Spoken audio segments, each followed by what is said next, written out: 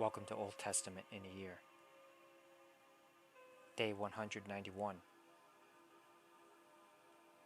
2 Chronicles 15. Then the Spirit of God came upon Azariah, son of Oded, and he went out to meet King Asa as he was returning from the battle. "Listen to me, Asa," he shouted. "Listen, all you people of Judah and Benjamin. The Lord will stay with you as long as you stay with him. Whenever you seek him, you will find him. But if you abandon him, he will abandon you.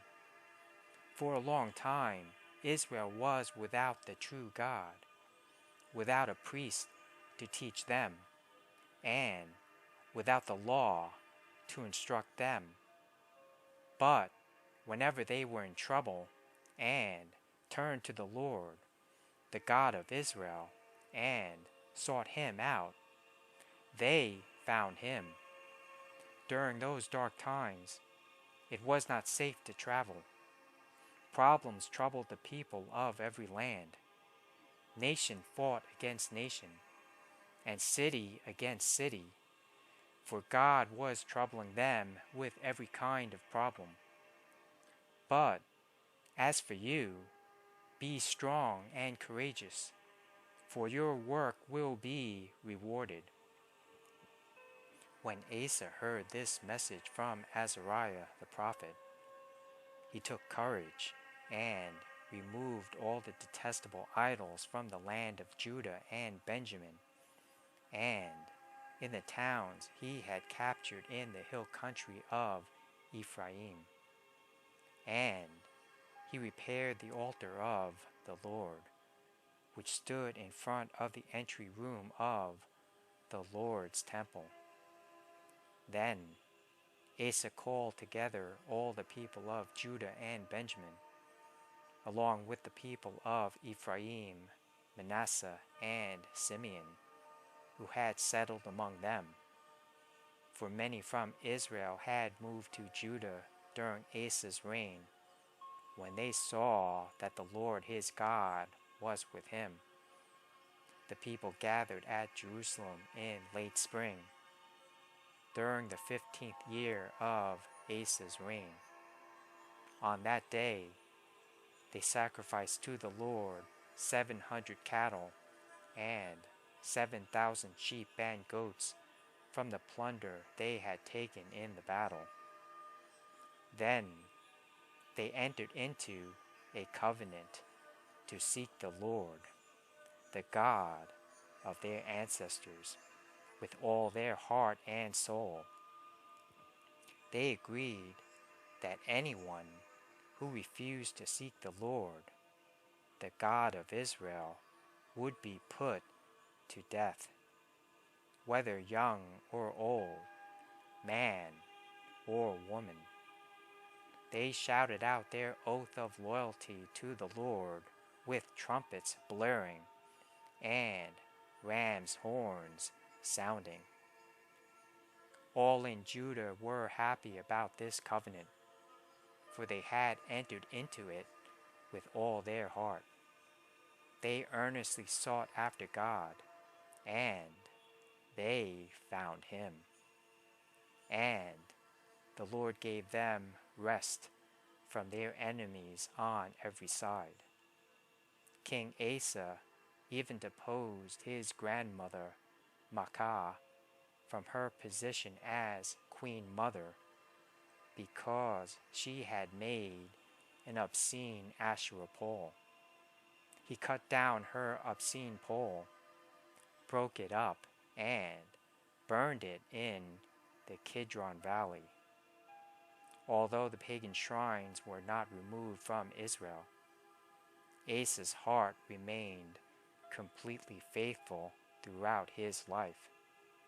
He brought into the temple of God the silver and gold, and the various items that he and his father had dedicated. So there was no more war until the 35th year of Asa's reign. 2 Chronicles 16.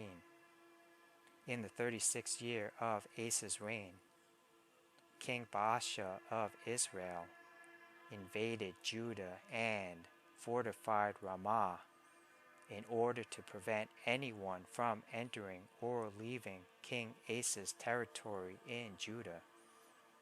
Asa responded by removing the silver and gold from the treasuries of the temple of the Lord and the royal palace. He sent it to King Ben-Hadad of Aram, who was ruling in Damascus, along with this message: "Let there be a treaty between you and me, like the one between your father and my father. See, I am sending you silver and gold. Break your treaty with King Baasha of Israel, so that he will leave me alone." Ben-Hadad agreed to King Asa's request and sent the commanders of his army to attack the towns of Israel. They conquered the towns of Aijalon, Dan, Abel Beth-Maacah, and all the store cities in Naphtali. As soon as Baasha of Israel heard what was happening, he abandoned his project of fortifying Ramah and stopped all work on it. Then King Asa called out all the men of Judah to carry away the building stones and timbers that Baasha had been using to fortify Ramah.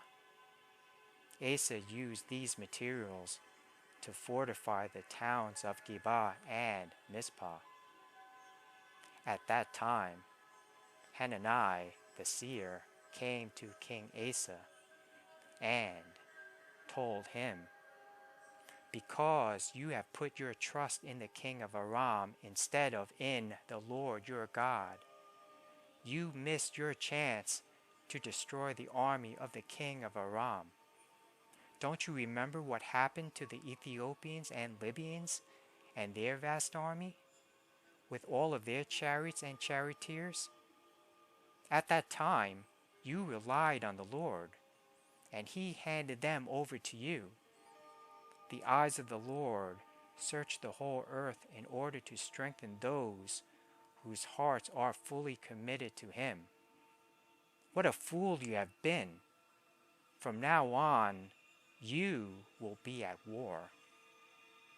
Asa became so angry with Hanani for saying this that he threw him into prison and put him in stocks.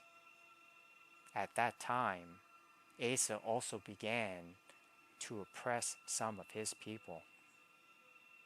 The rest of the events of Asa's reign, from beginning to end, are recorded in the book of the kings of Judah and Israel.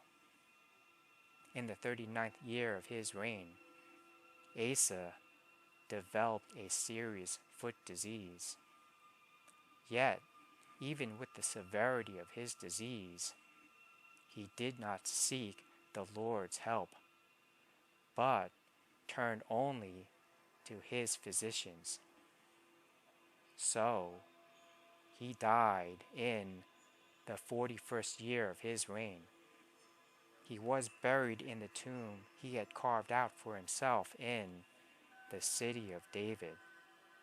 He was laid on a bed perfumed with sweet spices and fragrant ointments, and the people built a huge funeral fire in his honor.